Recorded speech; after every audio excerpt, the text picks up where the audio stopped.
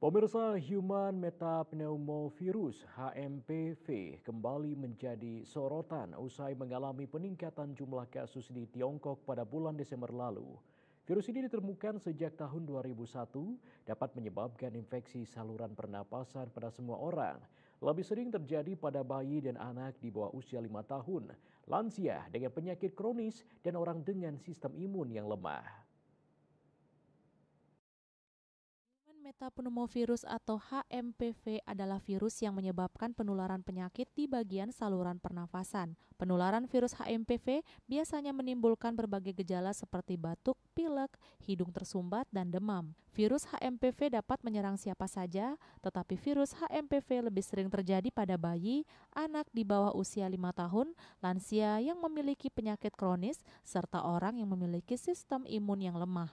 HMPV ditemukan pada tahun 2001. Infeksi HMPV di negara subtropis biasanya meningkat pada musim dingin, seperti yang terjadi di Tiongkok pada bulan Desember lalu dengan kasus yang terus meningkat hingga kini.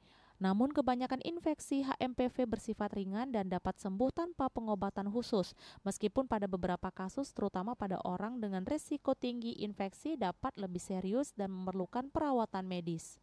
HMPV biasanya memiliki gejala yang mirip dengan orang yang terkena flu seperti batuk kering atau berdahak, pilek atau hidung tersumbat, demam ringan hingga tinggi, sakit tenggorokan, sesak napas, mudah lelah dan kehilangan nafsu makan.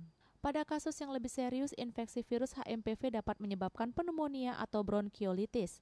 HMPV menyebar melalui kontak langsung dengan cairan tubuh seperti droplet dari batuk atau bersin serta kontak dengan permukaan benda yang terkontaminasi seperti gagang pintu atau mainan.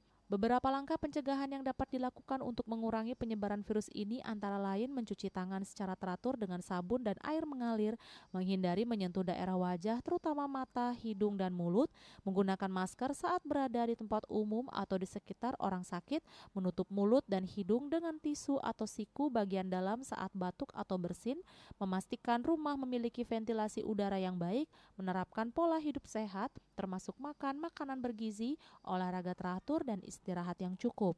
Bunga Widrayani, Bali TV.